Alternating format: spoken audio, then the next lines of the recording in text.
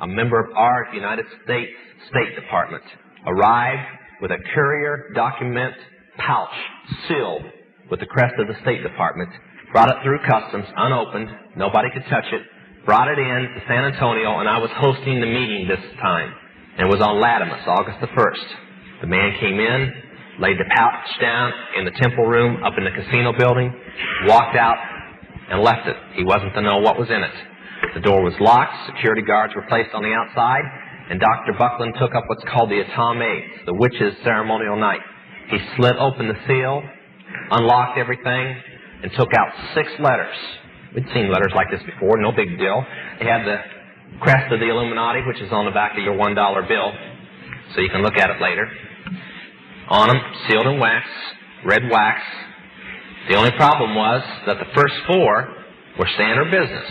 They only contained checks, bribe checks and so on. Usually bribe checks start at about $500,000 to give you kind of an idea and work up into the millions. But then they've got almost all the money in the world. Why should they worry? You spend a $5 bill and you panic. For what a $5 bill feels like to you, $1 million feels like to them.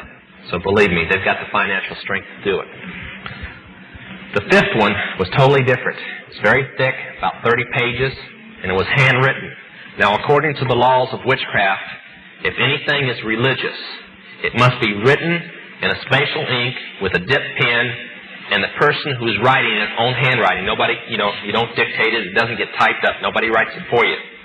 Now, in the ilumiNATTI, the Rothschilds are not humans.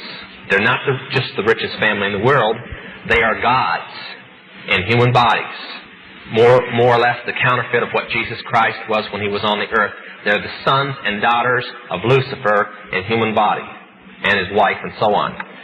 So that this council that I was on is the private priesthood of those gods. And when those gods talk, the priests listen and the priestesses listen, then they tell political people. That's why a handful of witches have so much power over so many political people. Because they're simply just like a tape recorder for some very powerful people that everybody else considers to be holy and to be gods.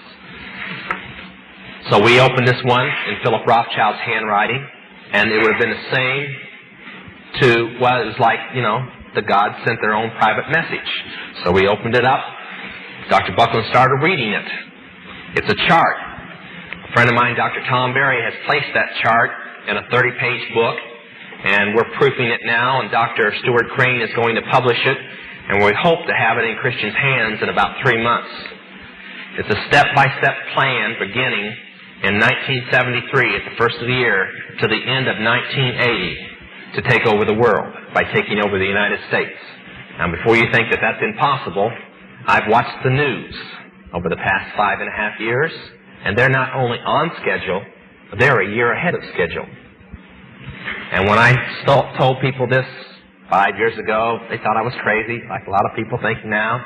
When I told them that we were supposedly not going to have any fuel, although we were going to have it, and that the gasoline prices were going to go sky high, I even told them a crazy story that the farmers were going to go on strike and the coal mines were going to close down. Now, I wonder where I could have gotten a crazy idea like that. And I was saying it 5 years ago. Only when I went on the East Coast this time, nobody was laughing because they were getting cut back on electricity and people were only working 20 hours a week because there wasn't any coal. So after reading this, I thought, these people are really crazy. Crazier and crazier. But I stopped laughing when I read the 6th letter. It was in Philip Rothschild's handwriting too. Now before I tell you what's in it, I want to say something. The Mormon doctrine and the witchcraft doctrine are almost identical in how the world began. According to the witches, Lucifer chose his son and his daughter, which were married, to come to the world and lead the rest of his little kids down here. Believe it or not, they're supposed to have landed in a flying saucer. And they landed here, and man was just more or less assuming their shape from apes, and they intermarried with man, and that's how, the original people were the witches that arrived, and their children became the witches, and the ones that they didn't marry with are the mortals. If you remember Bewitched, you remember the doctrine of witches and mortals. Now, that may seem a little crazy to you, but they firmly believe it. And that Adam, who had the ability to turn back into other lives again, like everybody else did not. Because when the evilness of man settled into the garden, and that's why the garden was bad, there's no original sin according to witches. And Lucifer had planned to come and live on this world along with his children, but he couldn't because of all the evilness of man. And when they say that, I almost feel like they want to write Christians sometimes, the way the doctrine goes. But Adam would come back to bring peace to the world and to unpollute it so his Father could come back. Now that's their doctrine. And when the sixth letter said, we have found Adam to be in the world, and he is ready to make peace so that his Father can return. I knew enough about revelations in the Christian Bible to say, hey, I'm in the wrong camp. And then one more letter came out, the sixth letter. I guess that's why they waited and labeled it number 6. Talks about Adam. All the witches went into a hoot and a holler and started praising Lucifer and so on and so forth. I just kind of sat back in shock because it said, we have found Adam, and Adam will lead us in peace. In Christian terms, brothers and sisters, they found the Antichrist. Philip Rothschild says we will spend every dollar we have, which is most all the dollars in the world.